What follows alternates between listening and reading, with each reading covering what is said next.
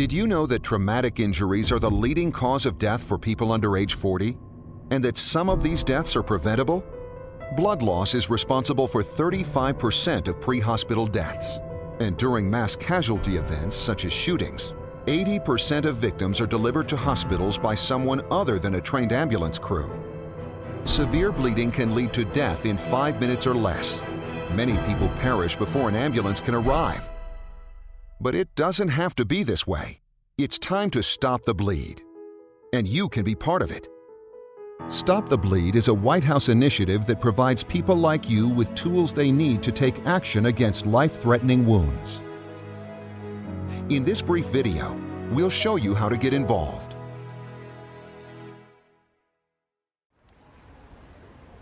Everything was so normal. We were just going about our day, minding our business.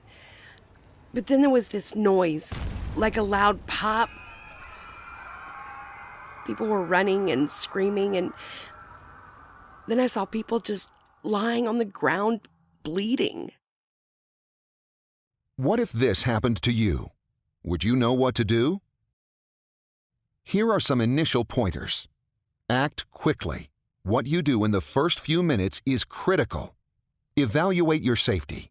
Is it safe for you to remain where you are? If not, evacuate the area. Tell someone to call 911. Apply pressure. Pressure is what stops bleeding.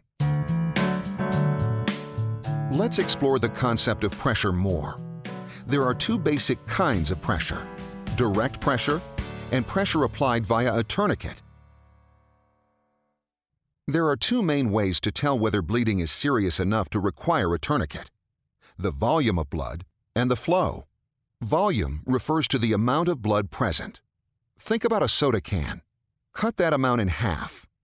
If that amount of blood is present, then it's serious life-threatening bleeding. Another warning sign is flow. If the blood is squirting, pooling on the surface, or if it's flowing continuously, then it's serious life-threatening bleeding. In a real-life scenario, you'd evaluate the volume and flow of blood to help you make decisions. This person's arm is injured, but it looks like neither the volume nor the flow of blood indicates we need a tourniquet. We need direct pressure instead. You, call 911. This person's injuries are more severe. There's more blood than half a soda can, and it's flowing really fast. That means I need to use a tourniquet to apply pressure. So you've decided you need a tourniquet. What next? You need to find or make one. Two basic types of tourniquets are out there: commercial and makeshift. Commercial tourniquets are the most effective. If you're in a public facility, you may be able to find one in a bleeding control kit, often found near an AED display. If that's not an option, apply strong pressure with your hands, or use available materials like a t-shirt or towel. Tourniquets are used for severe bleeding on arms and legs, not other parts of the body. The key idea is only the limbs. Apply direct pressure to stop bleeding on other parts of the body. In this video, we'll focus on pressure applied via a commercial tourniquet. Place the tourniquet 2 to 3 inches above the wound. Be careful to place it above the injury, not directly on top of it. Then, simply pull, twist, and clip. Pull the free end of the Velcro strap, thread it through the buckle, and securely fasten it back onto itself. Twist the rod until the bleeding stops, or until you can't twist anymore. Note that this step will be painful for the injured person. Be persistent. Be sure that the bleeding stops. Clip the rod with the small Velcro strap, securing it so that it doesn't untwist. If bleeding continues and you've tightened the tourniquet as much as you can apply a second tourniquet above the first, closer to the torso. Although applying the tourniquet is simple, watch out for these common mistakes. Mistake number 1, not knowing when to apply a tourniquet. Tourniquets aren't appropriate for all injuries. Don't use it for a minor injury or on the trunk of the body. But for life-threatening bleeding on the arms and legs, don't be afraid to use a tourniquet. Mistake number 2, not tightening the tourniquet enough to stop bleeding. Also, remember to keep twisting until bleeding stops. If it doesn't stop, add a second tourniquet closer to the torso, above the first tourniquet. Mistake number 3. Placing the tourniquet directly on top of the wound. The tourniquet should go just above the wound, on the side closest to the torso. Mistake number 4. Loosening the tourniquet. Leave the tourniquet on until medical professionals arrive, even if the victim complains of pain. The victim could bleed to death quickly if the tourniquet is removed. Hopefully, you'll never have to apply a tourniquet, but knowing how can save a life. Thanks for helping stop the bleed. This message was brought to you by the National Center for Disaster Medicine and Public Health at the Uniformed Services University of the Health Sciences.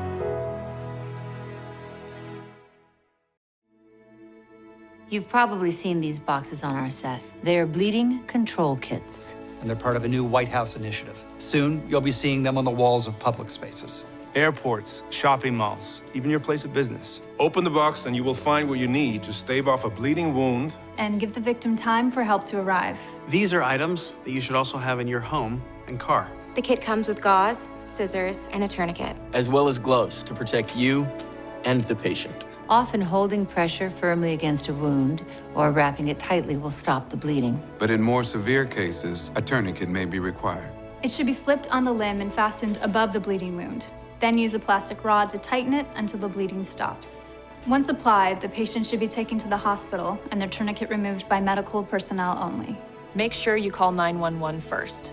For more information and instructional videos, please visit these websites. You can save a life by learning how to stop the bleed. CBS cares.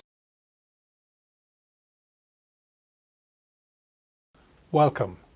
I'm Lenworth Jacobs, the Vice President of Academic Affairs at Hartford Hospital and Hartford Healthcare. I'm here to talk about a serious issue.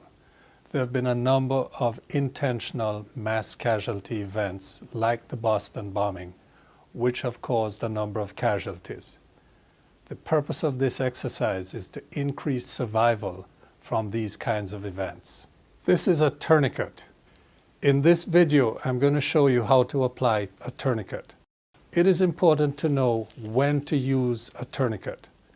The bleeding has to be severe and not stop with primary pressure.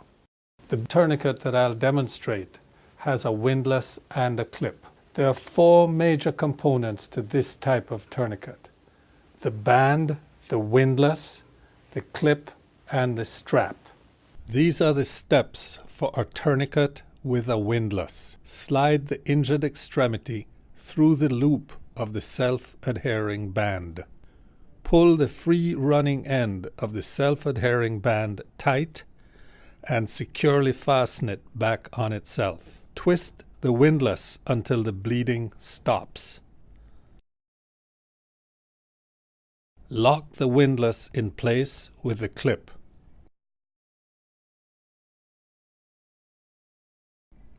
Ensure the distal pulse is no longer palpable. Write the time on the strap. This is a bleeding control bag. The bag can take care of about 20 people who have severe bleeding. It has shears, gloves, tourniquets, and hemostatic dressings. Look for these red bleeding control bags in a white box in public places. What we have shown you here today is vital to save somebody's life. We encourage you to practice on a friend or colleague until you're confident that you can apply this properly.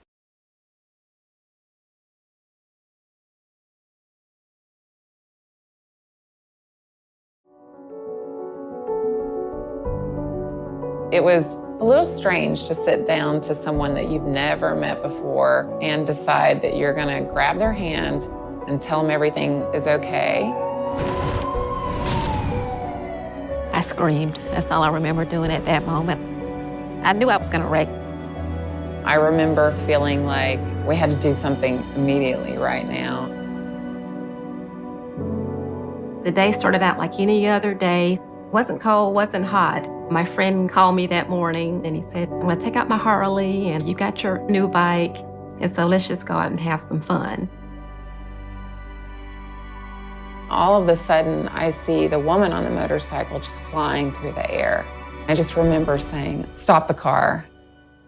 I remember getting thrown headfirst over the motorcycle, and I heard them say, "Don't move, please don't move." Blood was streaming down and it went on into the gutter. There's still the mark of the blood. And then when we pulled up and saw her, blood was rushing down out of her leg and into the gutter. My husband's cousin took his shirt off and immediately started applying pressure to stop the bleeding. Keneal was holding my hand. I remember that distinctly. She was saying, "You're going to be okay." And to hear those words were so important. I really feel bystanders have a responsibility to act. Don't be afraid. You're not going to hurt yourself. You're not going to hurt the patient. All you'll do is help, even if it's just a comforting hand.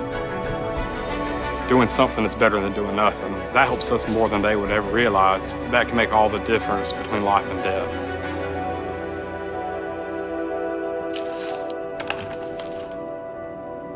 If you imagine yourself in a situation where you've been in an accident, you're vulnerable, you're frightened, think about what you would want.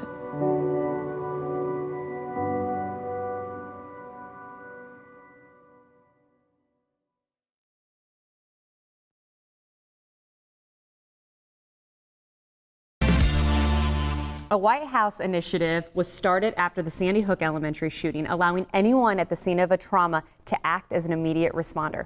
Dr. Nora Kassira, Kristen Carter down there, and Ann Blevins, Pediatric Trauma Program Director at TGA, joins us to show us that anyone can save lives if they know what to do.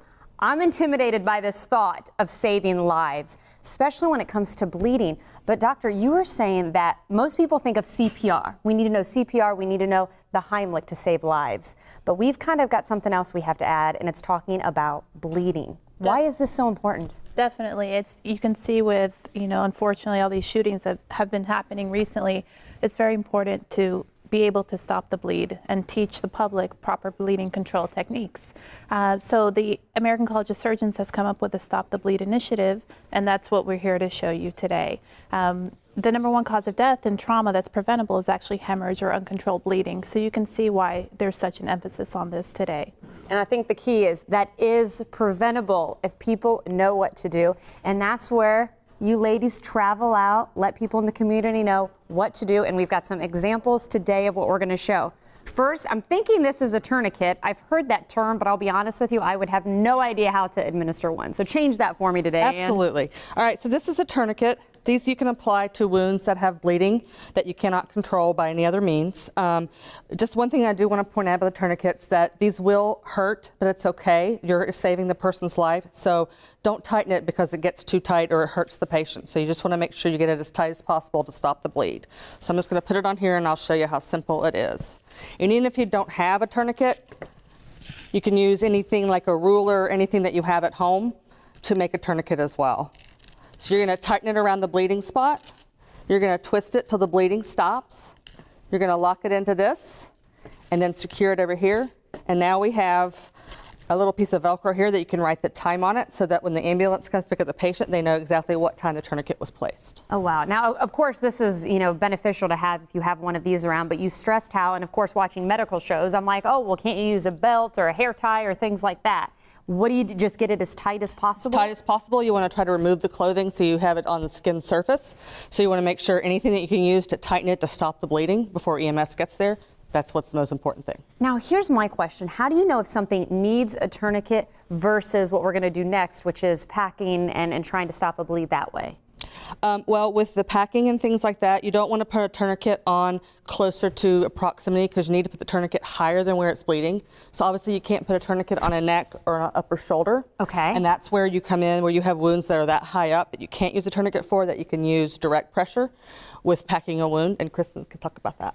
I would say, Kristen, take it away. And by the way, these spongy things are quite interesting. They actually show different kinds of wounds, right? They do, exactly. So that's really the purpose of the packing station, is to show people basic laceration, gunshot wound, and then we provide them with the gauze, but we also tell people that use your shirt, use towel, use the socks from the patient. And basically what you see on the outside may not be what's on the inside. So when you pack these things, you kind of look at this and you think, oh, you just apply a little bit of pressure, but they can actually be quite deep. So we teach everybody to pack pretty deep in there to where you get bleeding controlled and then hold pressure. Okay, so you mean try to get it actually in the wound? Absolutely. The goal of this is you're going to pack in the wound. You're going to continue using whatever you have available, packing this down into the wound until you basically stop the bleeding, and then you're going to hold constant pressure. That's the most important thing, is to stay holding pressure until medical personnel show up. Stay holding pressure, tourniquet info, great information. Hopefully this helps you. But frankly, Stop the Bleed Day is tomorrow, and we need to point out that people can contact TGH and have your services come out to teach their organizations, companies, things like that. We are